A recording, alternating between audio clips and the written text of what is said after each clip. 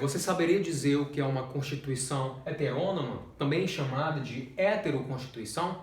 Essa expressão, que já foi cobrada, inclusive em algumas provas de concurso em primeira fase, nada mais é do que aquela constituição elaborada em um país para vigorar em outro país. Por mais que isso possa parecer estranho, isso já aconteceu durante a nossa história mundial. No caso, podemos citar como exemplo o Japão. Após a Segunda Guerra Mundial, em que o Japão saiu derrotado, as forças ocupantes, os países aliados que estavam ocupando o Japão naquele momento, foram os responsáveis por elaborar a nova Constituição, certo? E é interessante perceber que essa Constituição, que foi elaborada pelos países vencedores, em uma das estipulações colocou que o Japão não poderia ter forças armadas, certo? Outro exemplo também que ocorreu foi do Canadá, no ano de 1876, em que a Inglaterra, que no momento era responsável pelo Canadá, o Canadá era uma colônia da Inglaterra,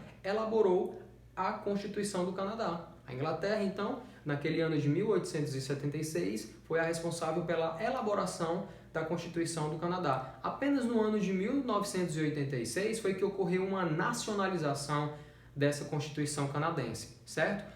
É interessante saber isso porque, em regra, a Constituição de um país ela é elaborada pelo próprio país. É o caso do Brasil. A nossa atual Constituição de 88 foi elaborada por uma Assembleia Constituinte brasileira e todas as outras constituições anteriores passaram pelo mesmo processo, né?